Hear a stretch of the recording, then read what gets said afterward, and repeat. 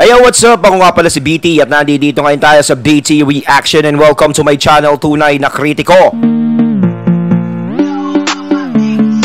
At meron tayong panonooring video ngayon. Ito po ay nagmula kay Ders TV. Sa mga hindi pa po nakakabisita sa channel ni Ders TV, bisita na po kayo mga katunay. At kung hindi pa kayo nakakapag-subscribe, subscribe na din po kayo mga katunay kay Ders TV. At syempre, huwag nyo rin po sana kalimutan na mag-subscribe dito sa channel ko sa Tunay na Kritiko. Sa mga hindi pa nakakapag-subscribe, and click the notification bell para maging updated po kayo sa mga reaction videos na aking ilalabas. At huwag na natin pagtagalin at sabay-sabay na nating panoorin ang laman ng video na hatid sa atin ni Ders TV at bibigyan natin ng reaksyon.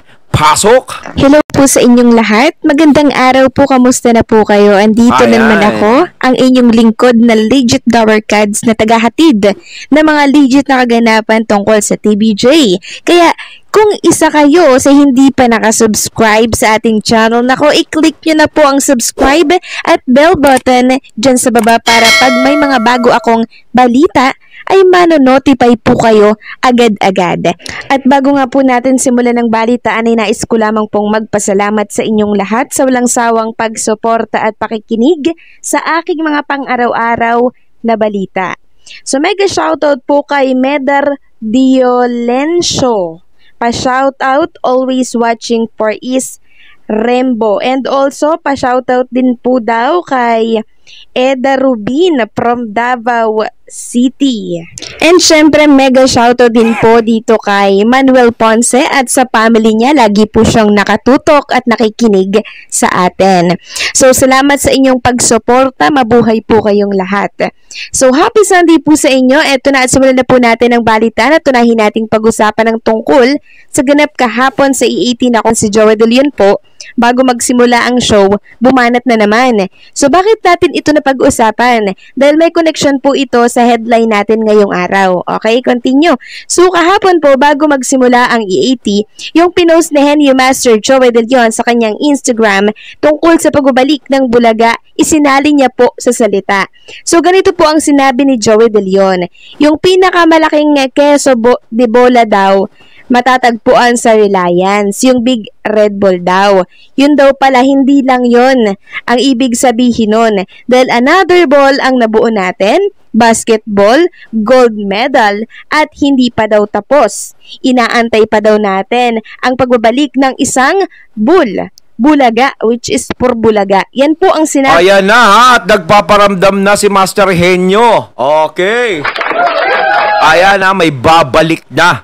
No? At talaga naman yung sa nakatanggap tayo ng gold basketball, no? Sa wakas, ang Gilas ay nakakuha na ng gold. Salamat kay Team Cone.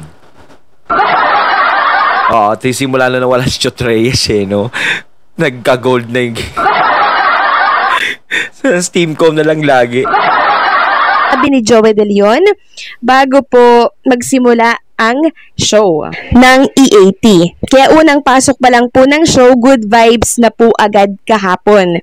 Ngayon, sa sinabi po ni Joey De Leon, mababakas natin na kumpiyansa po siya, sigurado siya sa mangyayari na ang titulong Itbulaga ay sa kanila ibibigay. So sa mga salita pa lang po ni Joey, may pinanghuhugutan siya. May pinanggagalingan siya na sila ang panalo sa laban na ito. So may lumabas po na mga documents mula po sa IPO tungkol sa application ni Joey De Leon ng Class 41 for Entertainment Services. So ipapakita ko po sa inyo. So ayan, malinaw po na nakasaad dyan na naipublish na po ng IPO for opposition ng application ni Joey De Leon sa titulong Itbulaga at malinaw na nakasaad dito sa document na to na, ayan, babasa nyo po, March 22, 2023 yung filing date. Mark Itbulaga, holder po, De Leon Jose, which is si Joey De Leon.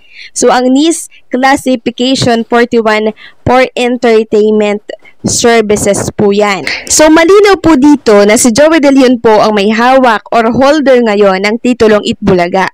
Ngayon, kung may katotohanan nga po ang inilabas ng Abante na late ng pag-oppose itong tapes application po ni Joey De Leon, malinaw na kay Joey De Leon na po ang titulong Itbulaga. So bakit?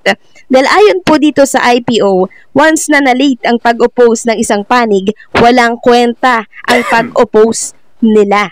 So sabi dito sa Rule 703 ng IPO-PHL, allowance of application and issuance of certificate of registration when no opposition is filed within 30 days after the publication for opposition, the mark is deemed where a motion for extension for the period to file an opposition is granted by the Bureau of Legal Affairs, the mark is deemed registered the day following the expiration of the extension period. When an opposition is filed, a mark shall be considered registered on the date the decision of final order giving due course to the application become final and executory. So, ayan po, malinaw at maliwanag ang nakasaad dyan. Komento nga po ng isang taga-Twitter. Documents from IPO, PHL, E-Gazette, legit ang claim ng article. Kung legit daw ang claim from Abante News na publish for opposition ang registration ni Sir Joey for the Itbulaga Underclass 41 last August 29, 2023 pa. Ang tanong na lang kung confirm na ba na late ang filing ng opposition ng tape. If late nga, deem na register to Sir Joey ang Itbulaga Class 41 starting September 29, 2023. At expected din na before mag-end of October ay may desisyon na from Marikina Court about the TBJ filed writ of preliminary injunction. So, ayan po. Ayan talagang nakikita natin dito na napakalaki ng pag-asa na makakabalik na ang pangalang Itbulaga sa tunay na nagmamay-ari nito, sa tunay na nakaisip ng pangalan na to. 'Di ba? Nakikita naman natin. So, syempre kay Sir Joey De Leon, yung register ng trademark for entertainment. Tapos dito naman ata sa tape, sorry, yung for merchandise lang. 'Di ba? Correct me if I'm wrong, mga katunay . So, talagang kung pagbabasihan sa dalawa is mas malakas ang laban ni Sir Joey De Leon, no? At saka siya naman talaga yung nakaisip niyan . No? Kung tutuusin, wala naman ganun kahirap na ginawa ang tape. No, siguro ang naibigay lang nila diyan is yung pagpopondo, yung produce. Pero bukod doon is wala na. No, ang pinakamahirap talagang ginawa diyan, yung may nagawa diyan is yung TVJ at ang legit Dabber Cards. No? Yung TVJ kasi talagang sila yung naghirap para makilala yung Itbulaga na yan. Napakahirap kaya ipakilala ang isang show sa mga tao. Napakahirap kayang gawin na i-please mo yung mga tao na manood ng show mo at yakapin kayong lahat, suportahan kayo ng ilang dekada. Napakahirap noon kasi hindi tumatagal yung ibang mga programa, no? Katulad kay yung mga katapat nila, kalaban nila, hindi tumatagal sa kanila. Samantalang ang Itbulaga ay hindi nawala sa ere. So kung ano man yung inilabas ng tape o pinuhunan ng tape sa kanila is naibalik at naibalik din nila yun, no? Ng doble o triple pa, no? At saka yung karangalan na binigay nila, ang karangalan na yon ay hindi sila natalo ng kahit anong noontime show na tumatapat sa kanila. 'Di ba? So, ang hirap gawin 'yon. 'Di ba? Mahirap gawin 'yon. So, ang kumikilos talaga niyan ay ang TVJ. Sila talaga 'yan.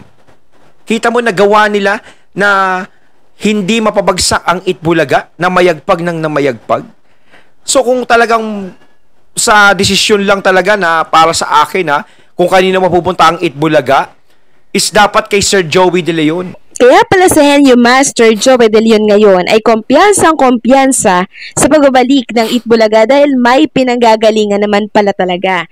Saan kaya nakalap ng Abante na late nag-oppose ang tape? Kasi ang panatikong page ng tape, idinedeny po ang balita ng Abante na wala daw katotohanan yon. Hindi naman siguro maglalabas ang Abante ng balitang ikakapahamak po nila. At hindi sila sure, 'di ba? Dahil sila po ay masisira diyan. Isa pa, kilalang news site yan. Hindi yan magbabalita ng mali. Isa pa, bakit kung mali ang balita ng Abante, bakit hindi po nila kinorek ang Abante? 'Di ba? Dito pa lang alam na po natin kung sino po ang nagsasabi ng katotohanan. At may isa pa po akong ipapakita sa inyo. Ang Tape Bulaga po ay nag-apply ng panibagong title sa IPO. So, ipapakita ko po sa inyo. So, pending trademark IPO Philippines. Pending pa po, no? So, application date po, August 30, 2023. Sa title po yan na Itbulaga Happy. So, classification po or NIS ay 41, which is for entertainment services po. So, kitang-kita po dyan na Itbulaga Happy po ang pinarehistro po nila sa Class 41 dyan sa IPO for Entertainment Services po yan. Ang malaking tanong ay bakit po sila nagparehistro ng another title? Dahil alam ba nila na tagilid sila sa titulong Itbulaga? Kaya nagparehistro po ng ibang titulo at dinagdagan lang po ng Happy. So, ano yun? Wala na ba silang makitang ibang title sa show nila? Ang dami-dami naman. Itbulaga Happy po talaga. So, bakit nila pinagpipilitan ng sarili po nila sa Itbulaga? Samantalang may Itbulaga na po at yun ay ang creation ni Joey De Leon na na-register niya din po sa Class 41. Parang ang nangyayari kasi dito, no? Kung tutuusin na hindi naman na kailangan ng tape ang Itbulagang pangalan eh. Parang ganun lang yung nakikita ko eh. Nasa sa pantaha ko yan, parang sika sa broadcast. Parang iniinis na lang nila yung TBJ dyan eh. Iniipit na lang, parang hindi kayo magiging masaya, iipitin namin, pahihirapan namin kayo. Parang ganun ang nangyayari. Pero eto, sinasabi ko nga, kahit na ganyan ang nasa isip nyo, kung ganyan ang nasa isip nyo, sa akin lang naman, sa pantaha, ika nga ni Gas Rebelgas. No? Kung ganyan ang nasa isip nyo, wala pa rin nangyayari. Kasi patuloy pa rin na nagiging successful ang TVJ. Ang EAT, kita natin kahit EAT ang pangalan, is napaka-successful pa rin. Hindi pa rin bumabagsak.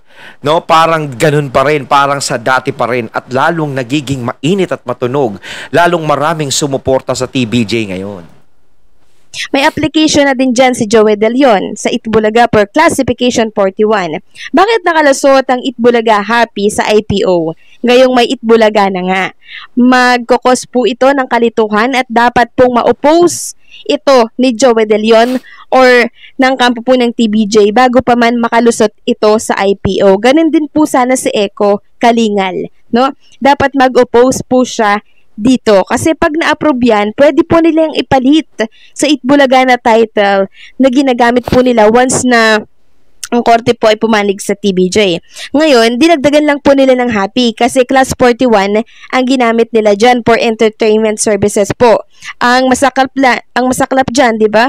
Ang Itbulaga po na titulo nilang pinaregister ay for merchandising lang. So, dapat nga po hindi po gamit ng tape ang titulong Itbulaga. Kasi ang pinaregister po nila ay para po sa mga goods, hindi for entertainment services, which is for 41. Ewan, bakit hinahayaan yan na gamitin po ng tape? Kahit nasabihin na narehistro po ng tape yan for another 10 years, hindi naman nila pinarehistro ang Class 41, kundi for goods lang po ang kanilang saklaw dito. Dapat busisiin po ito ng kampo ng TBJ kasi ang dami palang butas para mapatigil po ang paggamit ng Itbulaga dyan po sa show ng GMA7. So, ewan ko po kung bakit nakalusot itong ganitong estilo na kahit hindi naman po classification 41 ang pinaregister nila, ay still gamit pa din po ito ng tape sa show nila, ang titulong Itbulaga. 'Di ba? Kasi ang kanilang gamit po ay for goods lamang. 'Di ba? For merchandising, katulad po ng mga inimprintang tulad ng mga naka-imprenta po sa mga baso, mga utensils, ganyan, at kung ano-ano pa. Pero hindi po nila na-register ang for entertainment services. Katulad po ng ginagamit nila ngayon, 'di ba, na Itbulaga sa show. So, hindi po pala dapat ito gamit ng tape ngayon. Kasi hindi naman ito yung pinaregister nila eh. Kasi ibang classification po ang pinaregister nila. So, bakit nga ba nakalampas ito, no? So, ayoko pong mag-isip ng masama, no? Meron tayong respeto sa ating mga ahensya po ng gobyerno, no? So, ang tanong lang talaga dito ay bakit nakalusot itong paggamit po ng Itbulaga ng tape? Ayun, natating natin ngayon ang video na nagmula kay Durs TV. Ayan, mga katunay, naaamoy-amoy na natin ang pagkapanalo. Diba? Palakpakan natin dapat. Konti na lang yan at lalabas din ang desisyon dyan. Comment lang po kayo mga katunay about dito sa napanood nating video. So once again, I'm BT and I'm out. Peace.